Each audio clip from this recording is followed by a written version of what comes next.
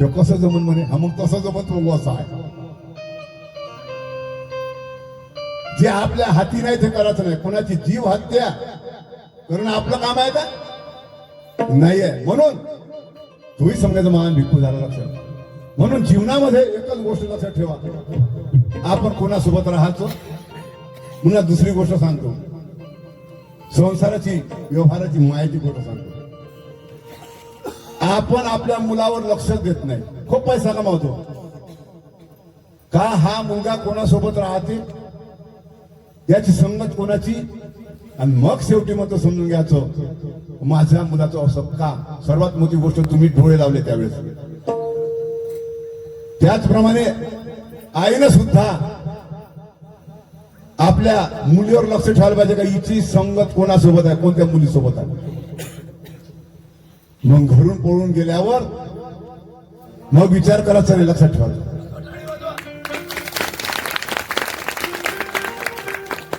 म्हणून संगत सगळ्यात मोठ्या गोष्टी मित्र. इथं गरीब आणि श्रीमंतीचा फरक नाही, ज्याच्यामध्ये सत्व गुण आहे. रूप गुण देही वरी, ज्याच्यामध्ये भगवंताचे गुण आहे, ज्याच्यामध्ये गुणात देवाचं रूप आहे, त्याच्यासोबत संगत करा मित्र. हो, तुमचं आयुष्य सफल झाल्याशिवाय राहणार नाही. आणि या सर्व जे अवधूत भजन आहे हे तुमचं आयुष्य वाढवण्यासाठी आहे. पुन्हा एक महत्वाची गोष्ट सांगतो, देवाजवळ काहीच मागू नको. देवा तुझ्या घरी काही नाही म्हणत, तुम्हाला एवढं दिलेलं आहे, हे शरीर दिलं ना, हे शरीरच तुमचं धन आहे. दुसरं देवाला काहीच मागायचं नाही. फक्त दोन गोष्टी मागा माझ्या मतानं. एक मागा, देवा मला आयुष्य देईन जुनं. तिथं आपलं बोलाचं राहिलं होतं, यायला आयुष्य देईन जुनं. आपलं जे आयुष्य आहे जुनं, किती जुनं आहे कलियुगाचं आयुष्य. महाराजांनी सांगितलं त्या दिवशी 125 वर्ष. आज आम्हाला देवाला प्रार्थना हेच करायची आहे, देवा आमचं जुनं आयुष्य 125 वर्ष आम्हाला परत करणे देवा. माझं मजला द्या हो, मोक्ष मजला द्या हो. काय करताय बाकीचं मागून मला सांगा. बाकीचं मागितलं आणि आयुष्यच नसलं तर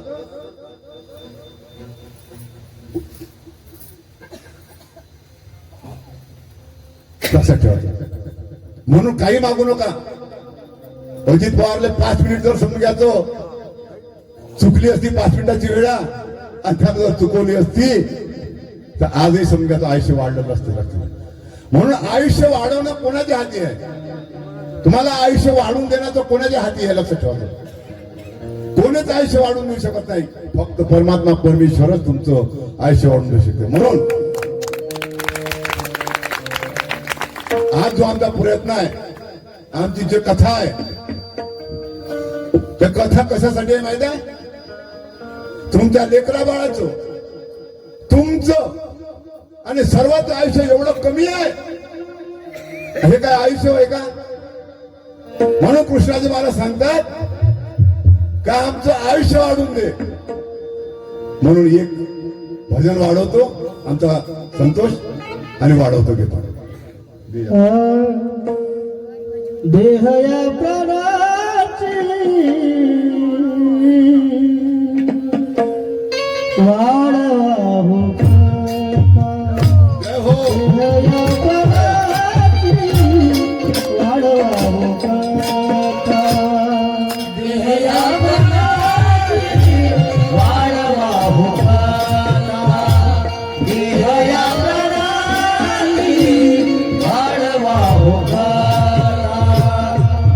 आयुष्य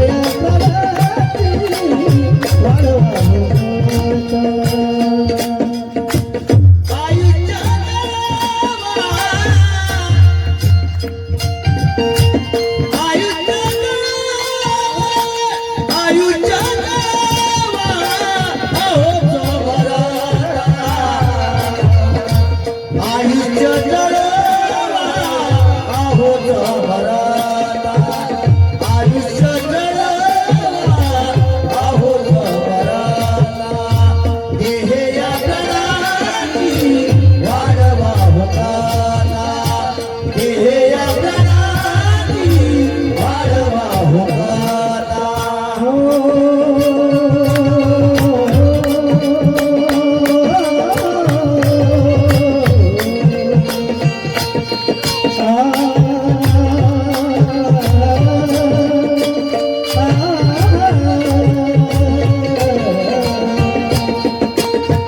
आयुष्य जळवा आयुष्य जळवा आयुष्य जळवा समरता समरता समरता समरता देहया कराती वाढवा होता देहया कराती वाढवा होता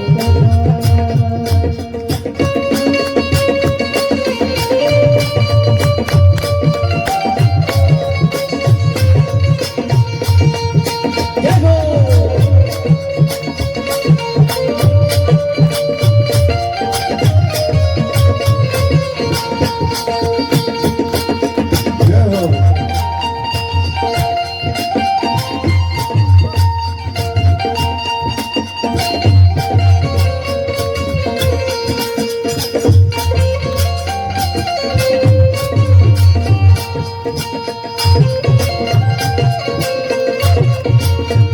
देहया कराती वाढवा होता देहया कराती वाढवा होता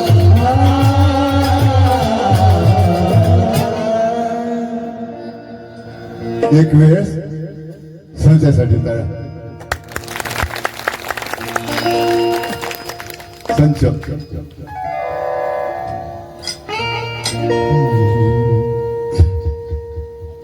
देह या प्राणाची वाढवावो कथा.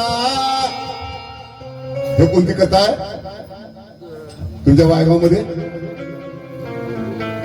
अवधूत नाम 3 दिवस झाले राजा कोणी नाही ऐकली. कारण सांगतो मी तुम्हाला. झाकी नव्हे का ना झाकी. झाकी काय म्हणते जो झाकी देतेच हो इथं झाकी नाही आहे. आणि झाकी पाहायला नाही मिळालं कोणीच नाही आलं. लक्षात ठेवायचं इथं का पाहिजे महाराजांना फसवलं पाहिजे. लक्षात ठेवायचं गर्दी का हरायची आहे ज्या सस्ता माल मिळतात म्हणून. कोणती कथा होती इथं? देह या प्राणाची वाढवा हो कथा. देह कसा प्राण कसा आणि उद्देश हा आयुष्य चढवा हो समर्था. आपल्या देहीचं आयुष्य कसं वाढवत याची योग सिद्धी साधना या कथेमध्ये असते त्या नावामध्ये असते. तर मित्र हो एक गोष्ट सांगतो तुम्हाला आणि आटोपतो घेतो.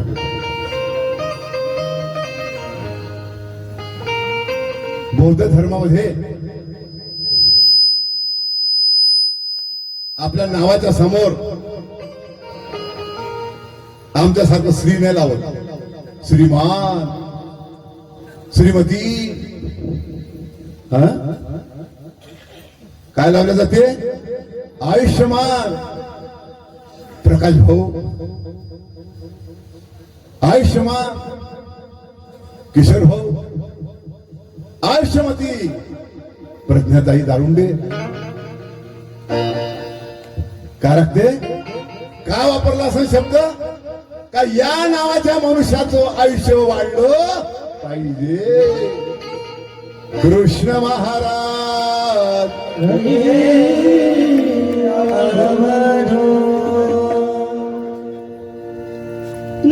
निरसुंद्याच्या धन्या सावंग्याच्या मालका निरसुंद्याच्या धन्या सावंग्याच्या अखंड देह जीवा नाम जो सारखा अखंड देह जीवा